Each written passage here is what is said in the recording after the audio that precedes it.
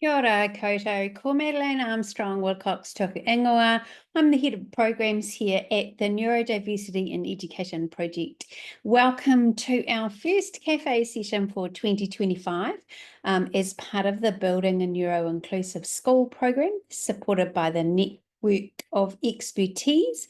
Today's cafe session is all about the sensory environment in your classroom. Whatever your classroom is or looks like, single cell, modern, somewhere in between, something completely different, how to work with that environment and more specifically work with your learners to find out about their sensory needs, their perspectives, and some simple strategies for what to do once you've dug around and found some of that information. So a karakia as we begin. Tu taua mai I runga, tu taua mai I raro, tu taua mai I roto, tu taua mai I waho. Kia tau ai, te mauri tū, te mauri ora, ki te katoa, homie hui tauki. Welcome everybody from wherever you are to the session. So let's have a look at why you might take a sensory stock take. You might ask people about their sensory perspectives in your classroom. So there are two key reasons that are pretty exciting because those reasons align really beautifully. First of all, some emerging neuroscience around neurodivergent learners and also their lived experience. And it's just great to get really curious as to what our learners are experiencing. We might see the impact of their experience. We might see it through their learning. We might see it through how they're socializing with other people. We might see it through their behavior, but let's really dig into it and get curious. So a little look at some of the emerging neuroscience here. When we look at how brains process information, this emerging neuroscience is telling us that brains process information in order, which is a new idea. And that the sensory information is processed first, and that is sensory information coming from the outside, so our typical sight, sound, texture, etc., but also the sensory information from inside the body. So proprioception, sense of body and space, thermoception, looking at temperature, nociception, which is all about pain, and the experience interoception of what is happening in the body. So all of that input is processed first.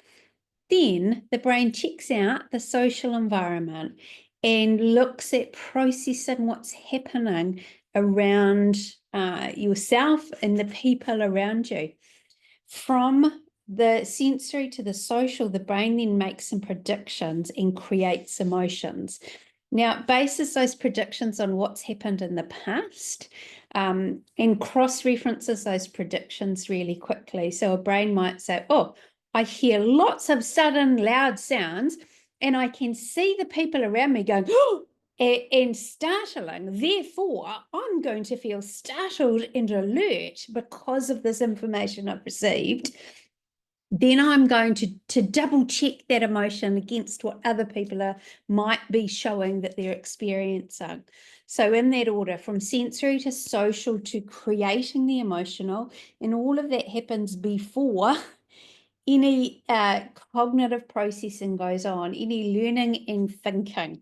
And obviously, thinking and learning are the things that we want to focus on in our classrooms, but these other things have to be in place and happening in a really smooth and calm way before that happens. So that's one piece of the emerging neuroscience for us to pay attention to.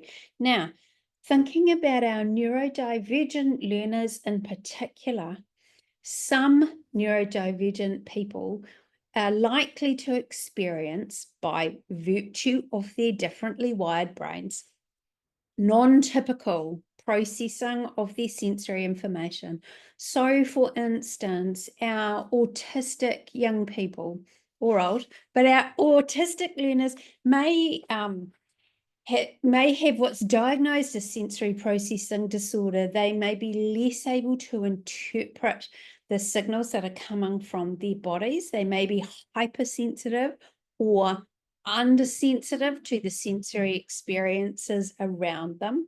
Some people with ADHD may be hypersensitive or undersensitive, hyposensitive to the sensory things happening around them. Some people with ADHD may need more sensory stimulation, more input than others in order for that brain to feel good and to function well. Some gifted individuals, we can describe them as having the channels wide open. So they are very acutely sensitive to the sensory information, and it may be incredibly overwhelming for them, or it may elicit really strong emotional responses. So bearing in mind that those differently wired brains are going to have differently wired sensory processing is a really good thing just to have tucked away in your mind. Your differently wired kids are going to be experiencing the sensory environment perhaps differently from other people, but in unique ways. We can't make any kind of blanket rules or assumptions, but just knowing that there are differences there are really important. Okay, the other thing, remember I said before, why do this? Well, it's the neuroscience plus the lived experience. We've been asking neurodivergent learners from age about 5 or 6 years up until early tertiary over the last year what their teachers could do immediately in their classrooms to make their classrooms more neuro-inclusive for everyone. The overwhelming response from neurodivergent learners has been consistently over this last year, hundreds, that the sensory environment needs sorting out. Absolutely, the overwhelming message we hear from our neurodivergent learners. They want to have calmer, quieter, dialed down sensory environments. That's the overwhelming message we're hearing. That might not be true on an absolute individual level for every single neurodivergent learner, but they're telling us the sensory environment is really critically important for them. So knowing these things, and knowing as well that when we're talking about a neuro-inclusive school, what we're talking about is an environment where all brains are recognized, that we understand those differences, that all brains are understood, that all brains are supported and celebrated, that we don't, as teachers, act in an exclusionary way for a small group of our learners. We don't exclude them from the experience of learning simply by having our sensory environments to something for those brains to feel okay. So that's our why. But what is it we want to do with the sensory stock take? And what is a sensory stock take? Number one, it's just a way to ask about how our learners are experiencing our classroom environment, whatever that is, in a structured way. I know that as a teacher over many years, I've had those informal, casual conversations where kids going, oh, it's too something, hot, cold, noisy, bleh, bright, something. We need to do something about it. Or I've had groups of learners that have come and campaigned me and said, we know we learn best when we listen to music. Mostly that's our emerging adolescents who would just prefer to sit on YouTube. And we've all, I'm sure as many of us as teachers have experienced those casual conversations that we've had where learners have alerted us to features in the sensory environment that are working really well for them or not working really well for them, or we've seen the impact maybe in overwhelmed kids. Instead of waiting for those casual conversations, or instead of waiting until you see some kids who are really overwhelmed and perhaps dysregulated. Let's get on the front foot with this and ask in a really structured way about things in the environment like light, movement, space, texture, smell, visual sounds, and keeping it nice and open so we do get that kind of, yeah, but also we can capture those little things. We always ask what else as well. Okay, and what are we asking? We are asking specifically about those sensory aspects. But the big picture question we're asking, what does your brain need to really feel in the zone? And we can unpack what in the zone looks like, feels like, how that's that kind of learning zone where everything's flowing really well.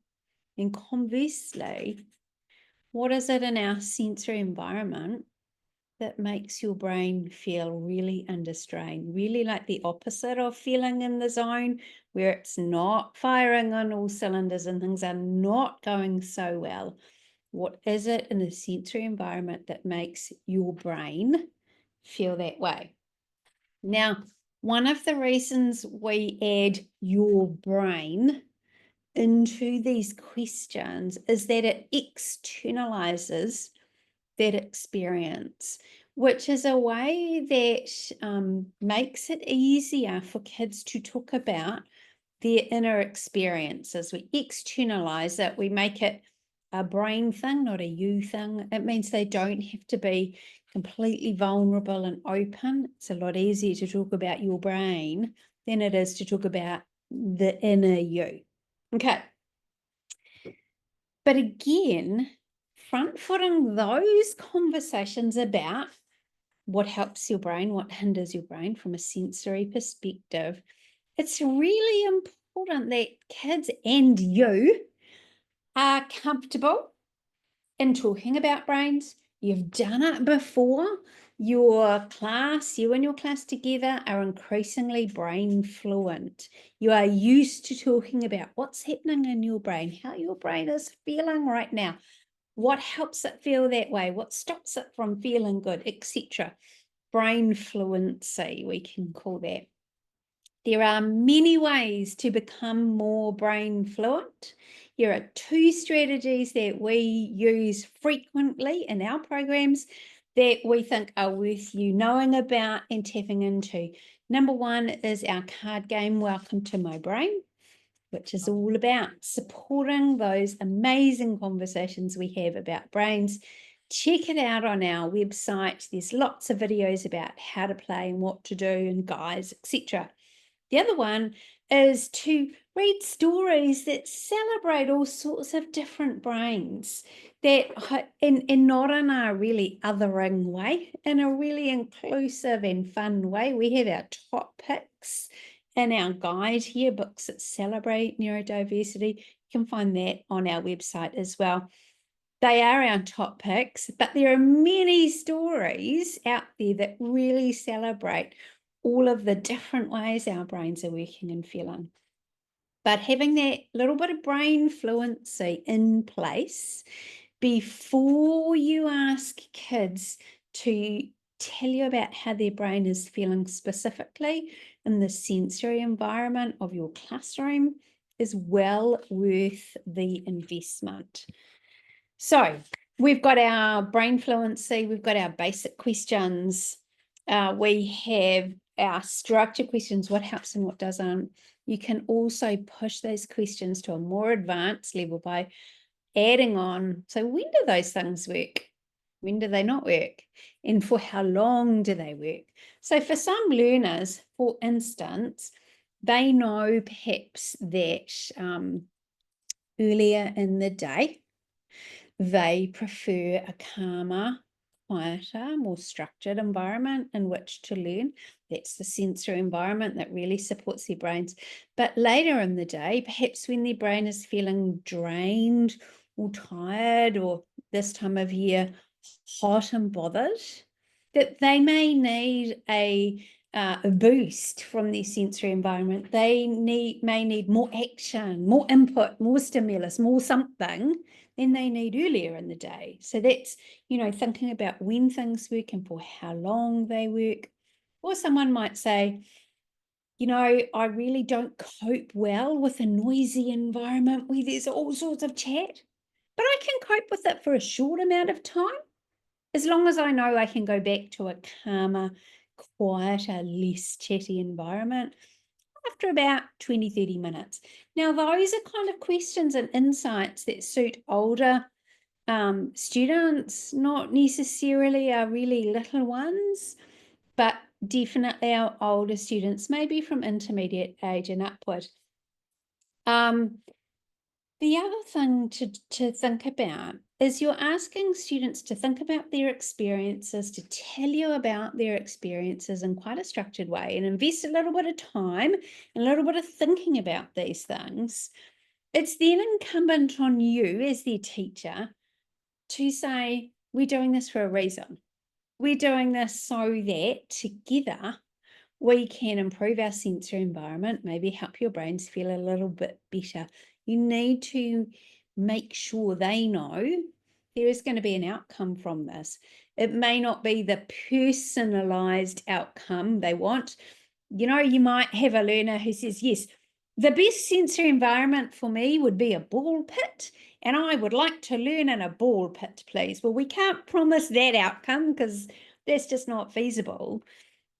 But we can really think through carefully, what is it we can do? And we need to assure students that this information they're giving you is going to go somewhere. Okay, so we have this resource ready on our website for you. I'm going to talk you through a couple of little pieces of it. It looks like this, but it's too much to go through in entirety right now. But I just want us to highlight a couple of the kind of quite big picture areas and how this works. So at the top first, we have this idea that you get kids to scan through the different kind of sensory areas that we have put together here and go, oh yes, this makes a difference, this doesn't make a difference. So it runs through lighting, use of space, textures, smells, visuals, etc. So that's kind of the first port of call. Does this area, do you think, make a difference for how your brain feels? And then we ask students to highlight what actually helps your brain feel good or add their own ideas about it. Okay. For our younger learners, and I would say probably under year 3 or 4, it's actually better to do a sensory stock take by discussion, a short focused discussion of one of these aspects at a time, perhaps over a couple of weeks. So you might go Monday, Wednesday, and Friday, we're going to carve out 10 minutes, and it might be your oral language time for the day, where you're practicing some speaking and listening and talking routines, but this is your context. So let's all think about, does our use of space make an impact for how our brains are feeling? Stand up if, sit down if, share your ideas, etc. For older students, just using this printable resource here is probably easier and more direct, but for younger students, do it by discussion. Okay, so I've highlighted this example here, and that's the use of space. So that's the kind of what's happening in your physical environment, which can be really challenging if you are in a shared environment or a modern learning environment, etc. But there are definitely strategies that can be used. So just think about yourself for a moment. Does the use of space in your immediate environment, so that might be your classroom, it might be an office space, it might be whatever, you might have a breakout space that you use where you work. What helps your brain feel in the zone? Is it helpful for you to have a busy and crowded environment? Or do you prefer something a bit more open and spacious? Do you like when the label maker has been evident and everything is beautifully organized and labeled? Or do you prefer a more free form, go and have a look for it kind of vibe in your space around you? Do you like things to change up? Are you one of those people who enjoys completely rearranging your classroom? Or does that thought terrify you completely? Think about what makes your brain work really well in terms of those things, because that's a great place to start thinking about it, how you feel as a teacher. Okay. The next couple of examples I have pulled out are the visual environment and the auditory environment. And I'll just point out another really interesting tiny piece of neuroscience is that for children, visual clutter is actually more distracting for the brain than auditory clutter, i.e. noise. So just think about that for a minute in the context of classrooms.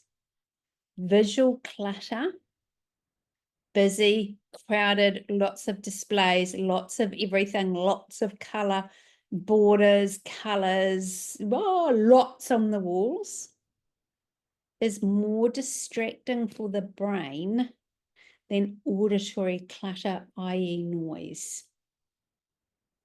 No? Interesting piece of neuroscience there. So again, in terms of our visuals that we look at, what do you personally prefer or something else? What helps your brain feel good?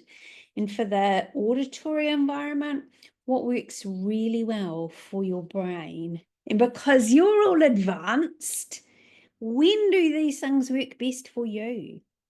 Do you have a preference? How much loud chat or how much silence can your brain cope with? Just have a ponder. And these are, as I said, just some examples for you to look at. The entire resource is ready on our website for you.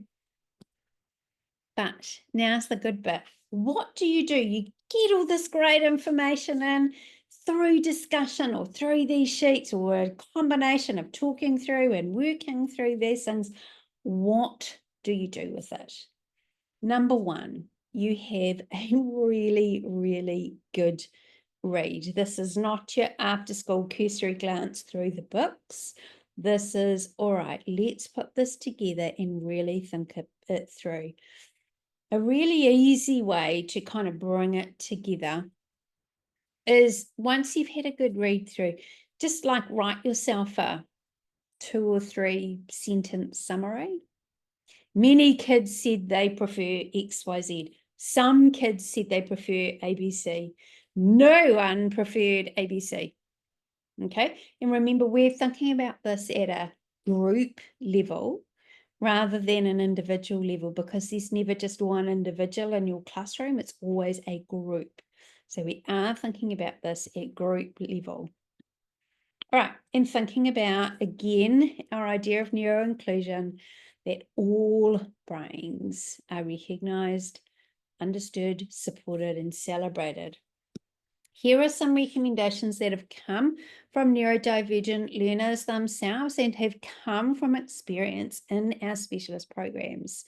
You'll probably have a look at some of these recommendations and go, already do a bit of that, already do a bit of that. So from the general recommendations and the specific ones, then we'll talk about, okay, well, how do you actually implement these things?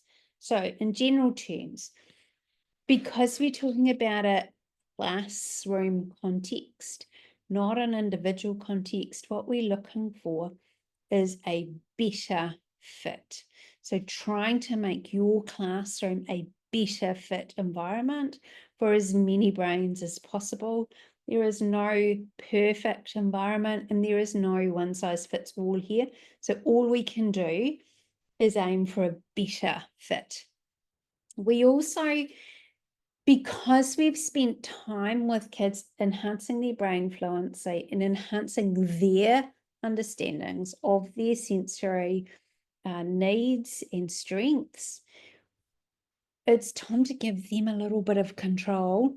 So introducing a little bit more variety in the sensory environment. So maybe a variety between lots of visual excitement and a calmer visual space. Variety in terms of time, where there will be noisy times of day and there will be deliberately very, very quiet times of day.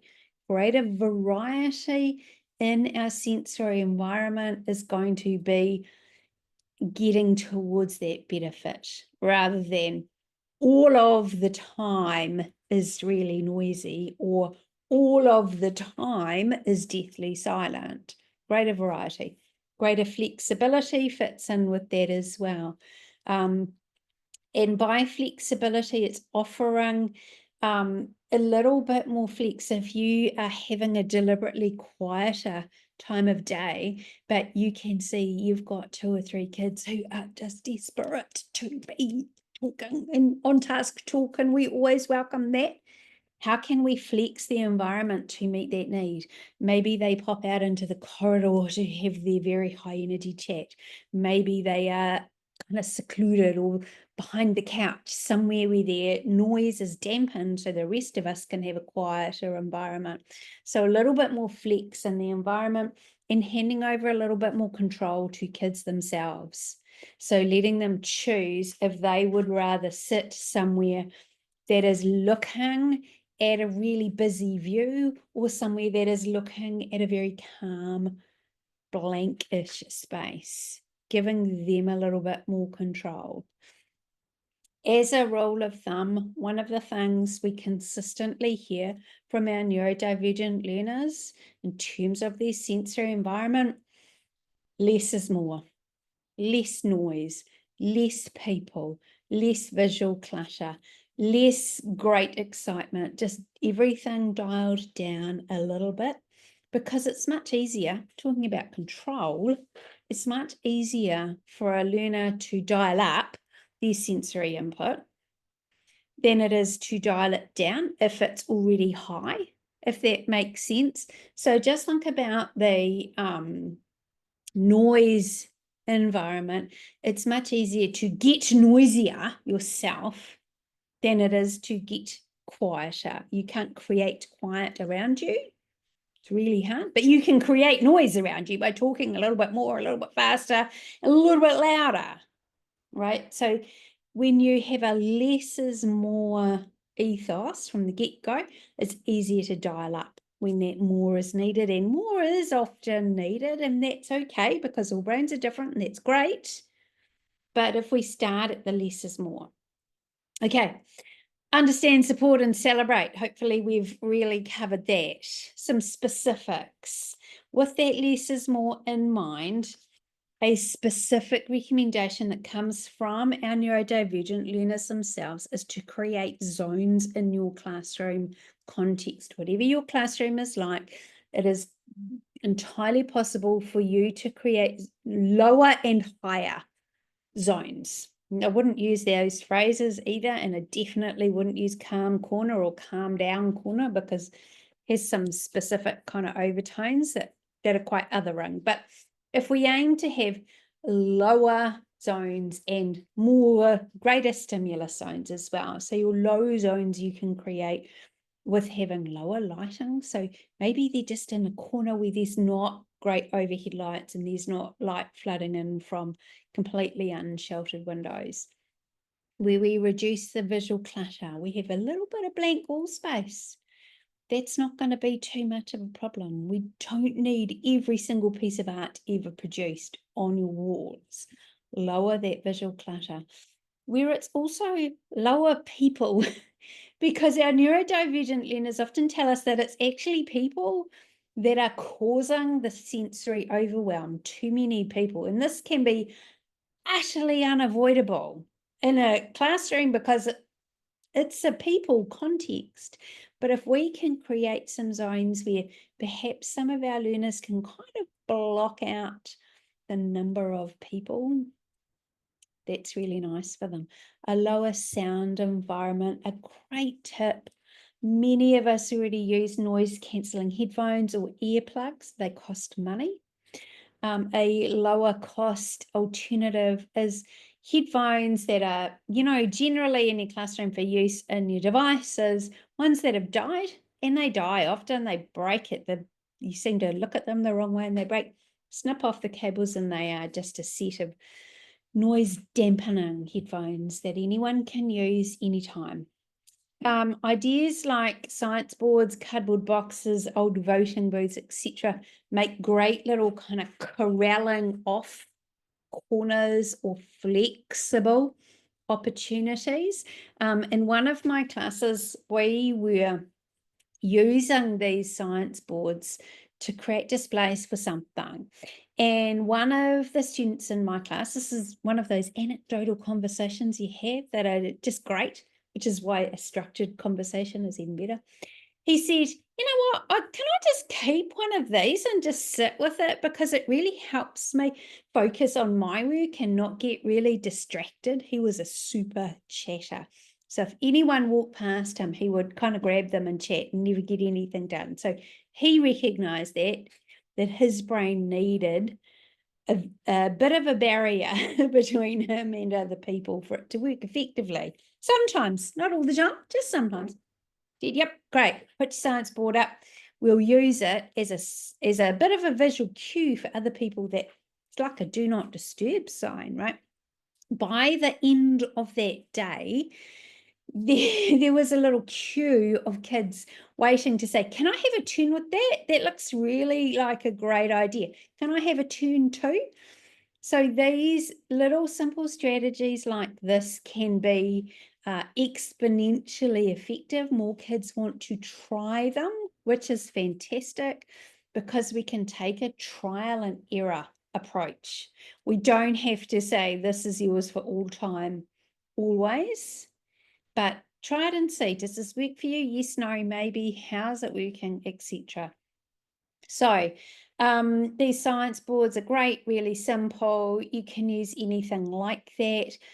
Strategic furniture placement, we're creating little corners, behind this or under this or around this, and use soft furnishings liberally as sound dampeners. So the more cushions and not beanbags because they're noisy and ugh, but something like that, something big and soft that absorbs sound and kind of creates a barrier as well, can really help create that lower zone.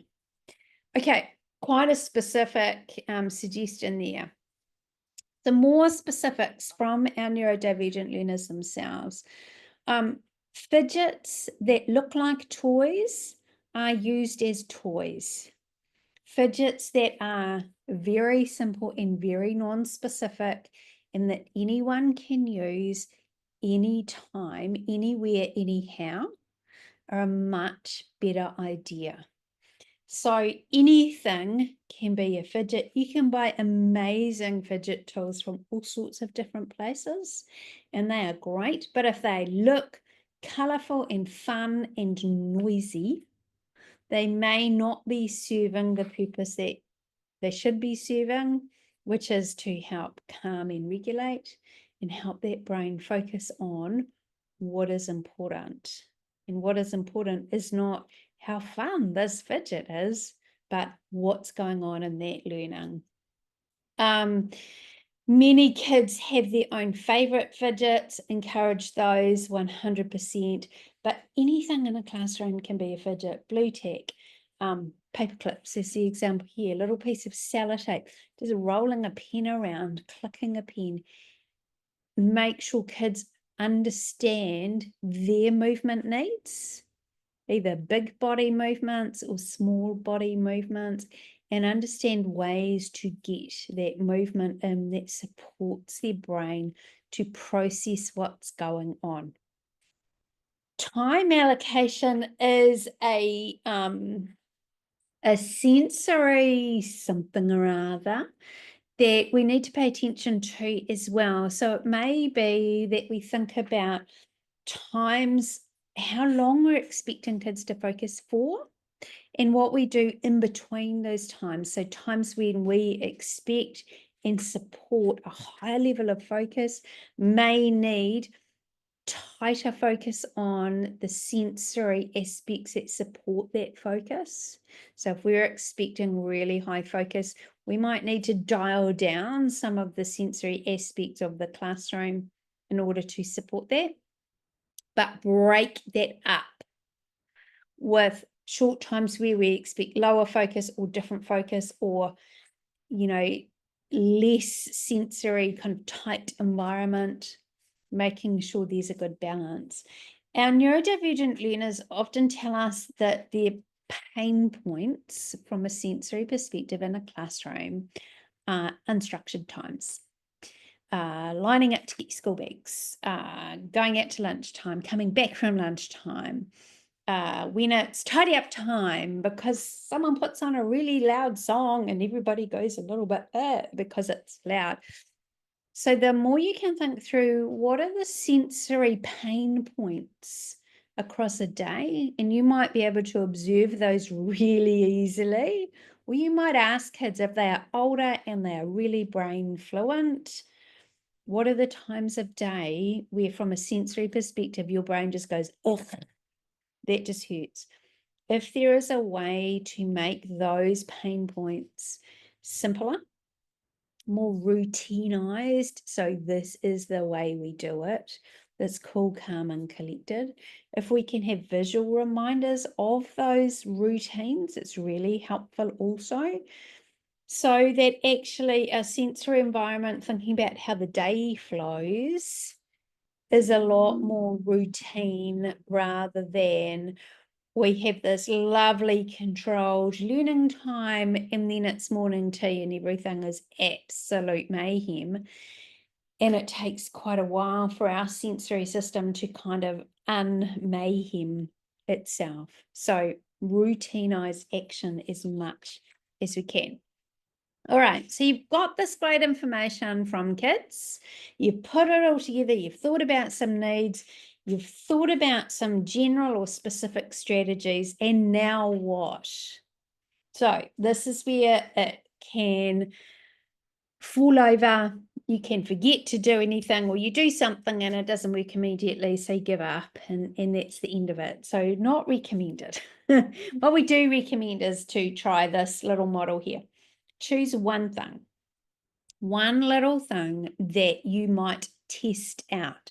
So you might test out having a deliberately quieter, calmer, cooler zone in your classroom that you're going to create, having some big floor pillows, some headphones, and some science boards, and just kind of reorienting a couch or a cupboard so that it's kind of tucked away. So one thing to test out. Ask your students how they feel about it, model or teach how it can be used. So you might just say, hey, I've just changed up this furniture to create this little kind of quieter space in our classroom. What do you guys think of that? Who thinks it might be useful for them? Who thinks it might not be, and they'll just ignore it and move on? You might model for kids that need that level of input, how you might use it. So if you're going to use our quiet space, here are some things you might do. Directly teach them what to do, how to do it. Test it out for some time. And you know your class is best and how long works and or doesn't work. I would say a week, absolute rock bottom minimum to test things out. Obviously, if it goes to custard in 5 minutes, then leave that one and do something else. But test it out over some time, and each time, so maybe you introduce it, you model it, you talk it through. The end of that first day, just in your end of day discussion, who used that space? Who worked there today? What was it like for you? How did it go? And then ask everyone, don't just ask those kids. What about the other people? What did you notice? Did you want to use that area? Was it suitable, etc.? So involve everyone in the kind of reflecting back discussion, they will be able to tell you, because their brain fluency is increasing all the time, what you can expect based on experience in many classrooms, and what we've heard from many teachers is that whenever you introduce something new, there'll be high uptake and a high interest, and loads of people go, oh, I have to use that quiet area because I know that I need quiet. Everyone will want it. Very quickly, that high interest will fall away, and the ones for whom it really works, it will really work. And the ones for whom they couldn't really care less, doesn't really make a difference, they'll just wander off and do their own thing again and go kind of back to ignoring that. And that's quite a normal process, that high uptake, and then it'll slope off again. It's a bit like when there's a new fad that comes in, high interest, and then it falls away. So just be aware that that is likely to happen. Once you've had a test out for a decent amount of time, do kind of like, we've had this in place for at least a fortnight now. What do we all think? How's it all working? Etc. And you might make some changes to it and keep testing out that same thing in slightly different ways.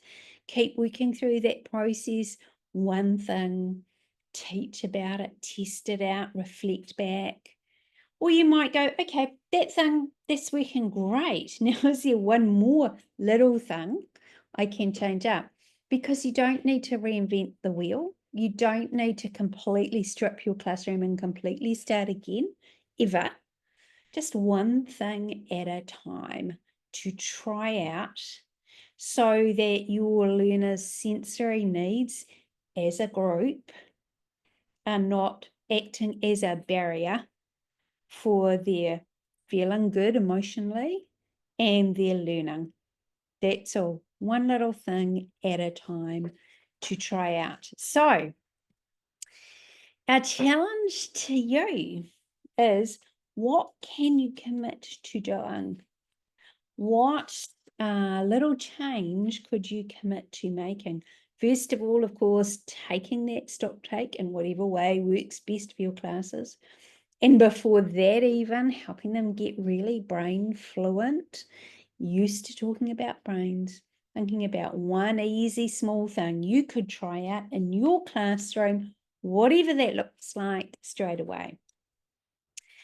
You're going to find loads of resources on our website, which is neurodiversity.org.nz/BNS, Building a Neuro-Inclusive School. The resources from today, the stock take and a lesson plan, will be available there any minute now. And we have a karakia to close in just a sec. If you want more workshops like this just in your school, get in touch with us. We would love to come and chat with you. And a karakia to close. Kua mutu a mātou mahi, mō tēnei wā, manakitia mai mā katoa, o mātou hoa, o mātou whānau, ao ki te aorangi. Have a fantastic rest of your day, whatever it is you're doing. Thank you for spending time with us, and hope to see you again. Thanks so much, everyone. Bye-bye.